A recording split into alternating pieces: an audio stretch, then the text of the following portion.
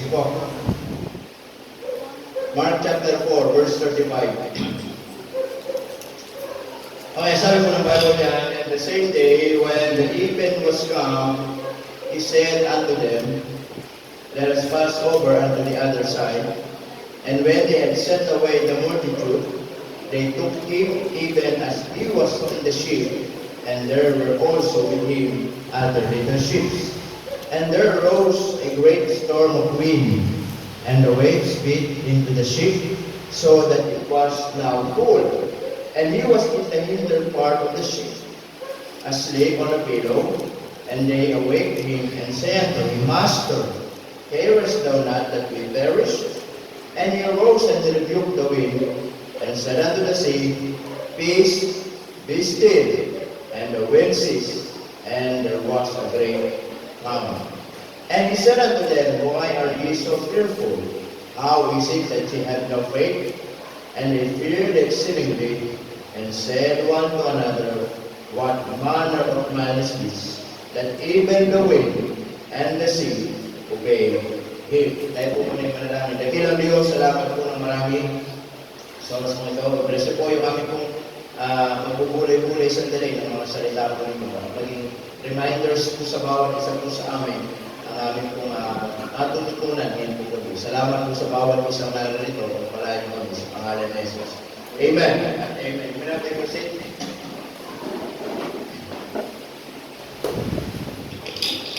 Okay, so ito yung story na ang Panginoon ay sumakay sa bangka kasama ng kanyang mga disciples at papunta doon sa kabilang ibayo. Okay? So, sa mga ibang story, ay ito yung time in the book of Matthew, naalala ninyo ng Panginoon ay nagpakain siya ng libu-libong katao. Diba? Nagpakain siya ng libu-libong katao. Sabi ng Panginoon, ay magkita tayo doon sa kabilang ibayo. So this time ay kasama nila ang Panginoon doon po sa bangka. At sabi ng Bible dyan sa verse 26, and when they had sent away the multitude, so sino yun? Yung pinakain po nila. Ito yung mga taong sumusunod kay Jesus na kung saan ay dumami sila. Nagsimula sa kaunti, nagsimula sa dumami na hanggang naging multitude. Ibig sabihin, hindi na kayang bilangin. Sobrang dami.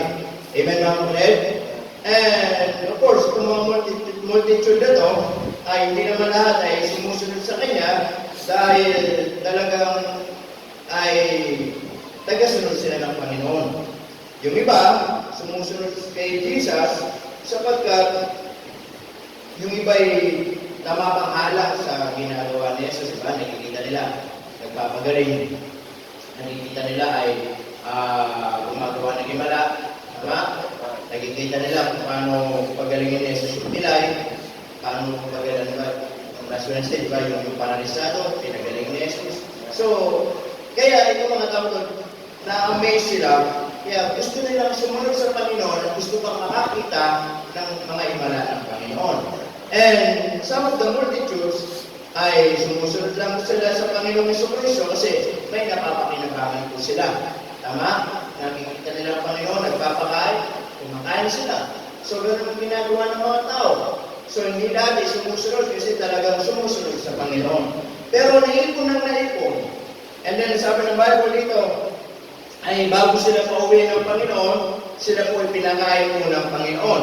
Kaya sabi diyan, nung pinauwi na sila, they took him even as he was in the ship, and there were also with him unto other ships. So sumakay na sila sa bangka, dahil sa isang bangka, nandun ang Panginoon, kasama ng kanyang mga alagad.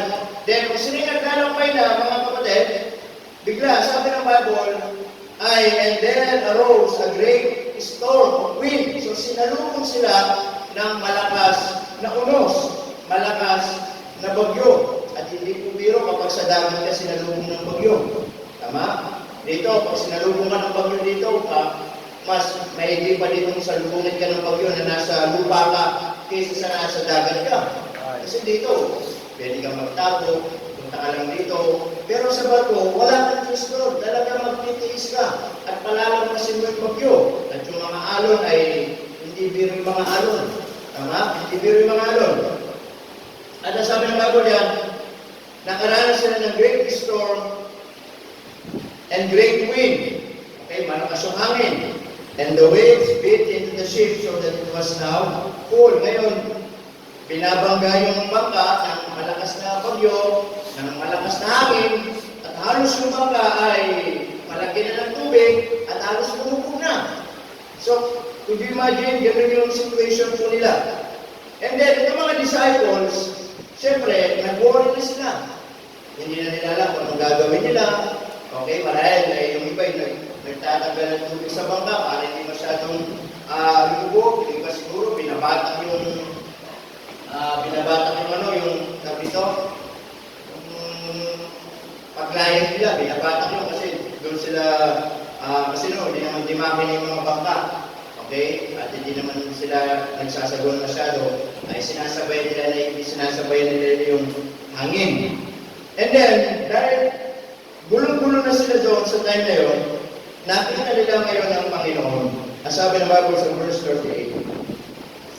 And he was in the inner part, nandun sa gilid ng bangka, at anong ginagawa ng Panginoon? Natutulog. Amen mga kapatid? Natutulog ang Panginoon.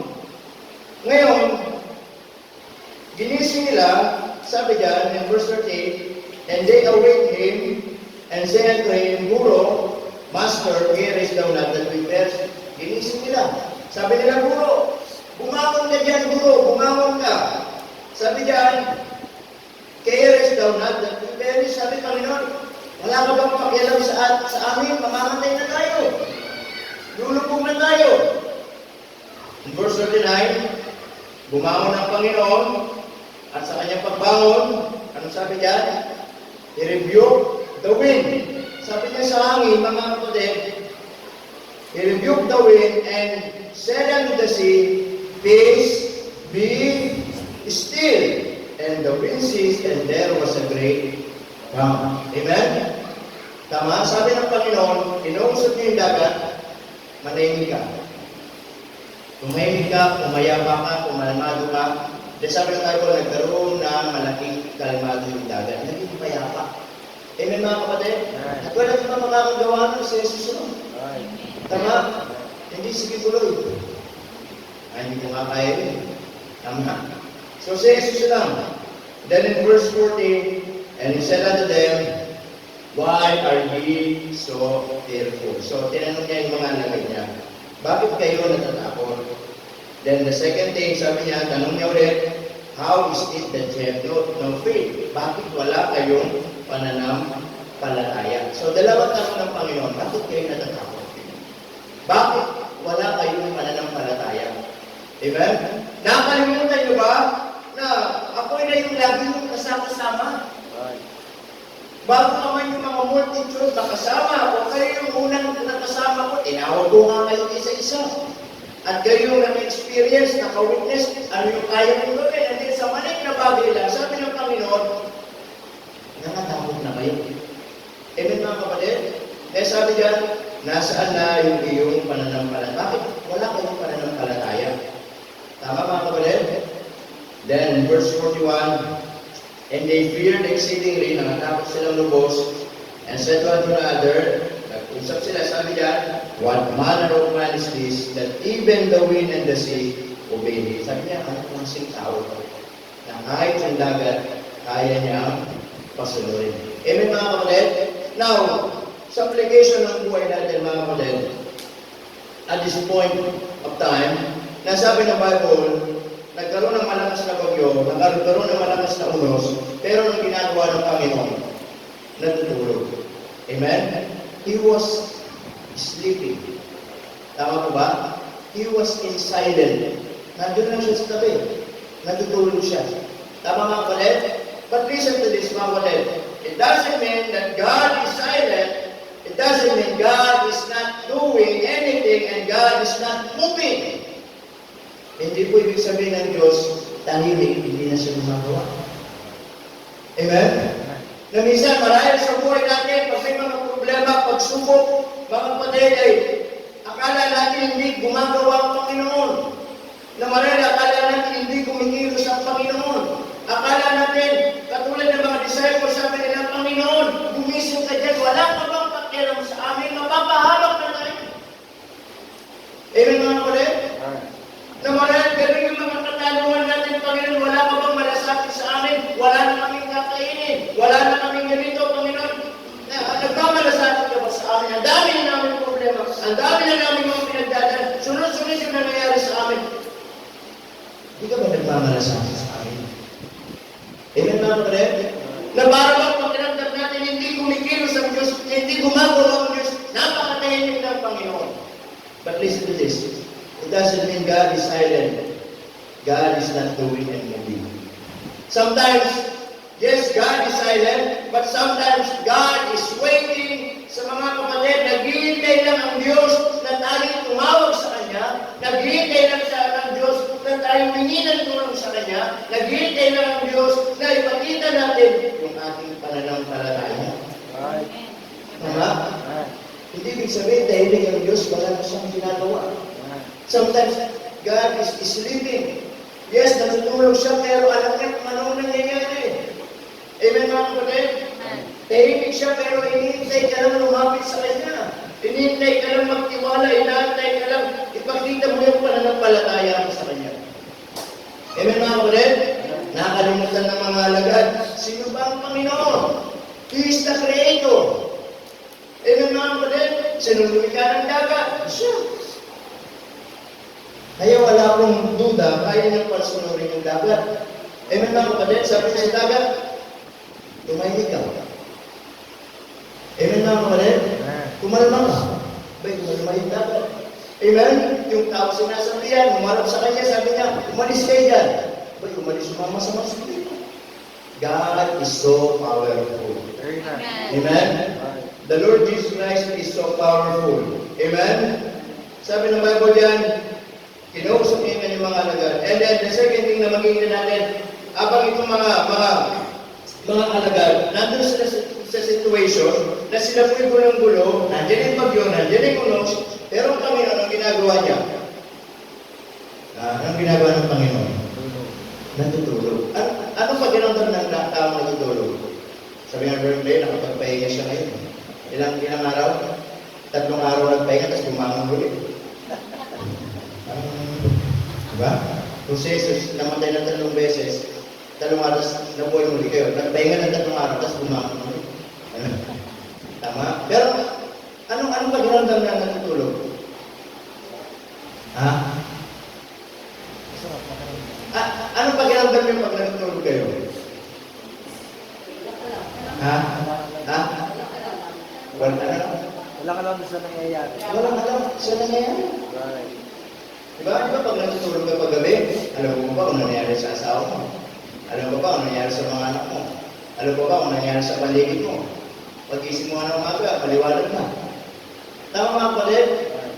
Sometimes, pag natutulog tayo, hindi tayo parang nagiging selfish na parang wala tayong pakikilam sa ibang bagay. Basta tulog lang tayo.